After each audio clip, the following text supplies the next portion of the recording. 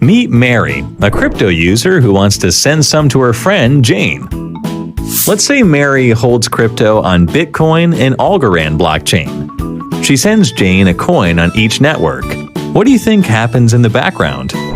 For starters, Mary's transactions must be validated before the coins get to Jane. But are the transactions validated in the same way across the two blockchains? Short answer, no. Long answer, these two blockchains have different consensus mechanisms, which is basically a system that cryptocurrencies use to validate instructions. Bitcoin, for example, uses a consensus mechanism known as proof of work, while Algorand uses the proof of stake mechanism. Let's find out their differences, starting with proof of work. To validate transactions, this mechanism uses computers, also known as miners, which compete to solve a complex computational puzzle. And yes, these are the same Bitcoin miners that we've been hearing so much about. Once the puzzle is solved, the block of data is deemed valid and is added to the blockchain. The one who solved the puzzle first is rewarded with the network coins like Bitcoin.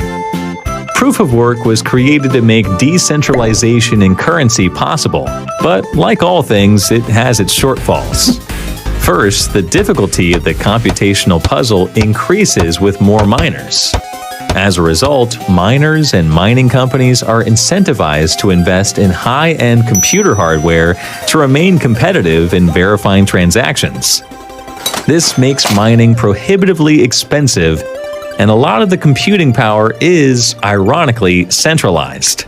The other issue is that the energy consumption of mining large cryptocurrencies like Bitcoin is very high, and compared to blockchains operating with other consensus mechanisms, it's much slower and much less scalable. This is also the main reason why Ethereum is currently in the process of migrating away from PoW. Which brings us to proof of stake. In PoS, the validation of new blocks is dependent on the number of coins being staked. The more staking coins the person holds, the higher the chances of getting picked as a validator. Let's say James is picked to validate a block containing Mary's transactions. Since his staked coins are locked as collateral, James will need to ensure that his work remains flawless or his stake can get slashed. If he successfully ensures the transactions are valid, he is rewarded.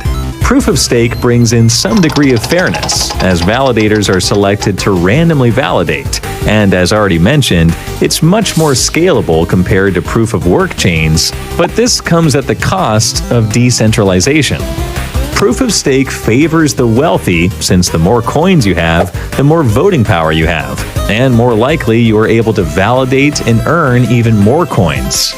This creates a scenario where network dominance can be established by whales with huge stakes. PoW and PoS are just two of the consensus mechanisms that blockchains use. There are many, many others out there, such as Solana's Proof of History, BitShare's Delegated Proof of Stake, VeChain's Proof of Authority, and more. Welcome to DRJ Crypto News Update. Welcome to episode 42.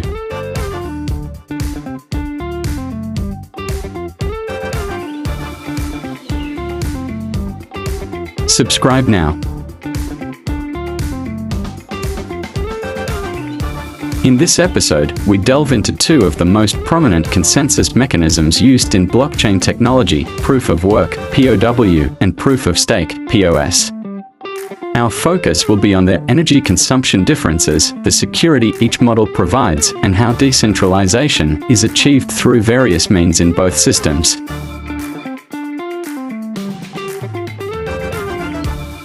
PoW is the consensus mechanism primarily used by Bitcoin and some other cryptocurrencies. In PoW, miners solve complex mathematical problems to validate transactions and create new blocks. The mining process involves hardware, cooling systems, and a significant amount of electricity, often sourced from fossil fuels, which raises concerns about its environmental impact.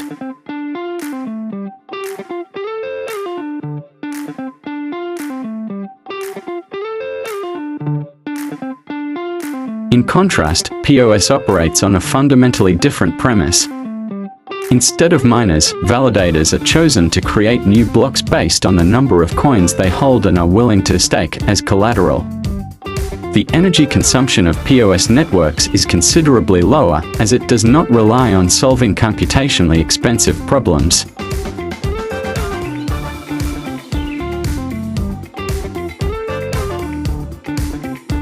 As we look to the future, scalability becomes a critical factor, especially with the evolution of Ethereum's PoS model through Ethereum 2.0. PoS allows for greater transaction throughput and lower fees, addressing some of the scalability issues that plagued Ethereum's earlier iterations. In summary, both proof of work and proof of stake have their advantages and disadvantages in terms of energy consumption, security, and decentralization. Understanding these mechanisms is crucial as the cryptocurrency landscape evolves.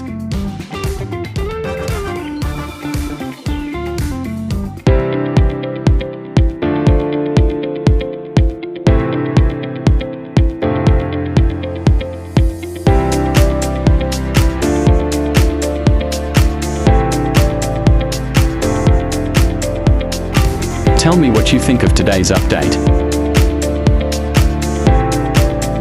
Thank you very much. See you on the next video.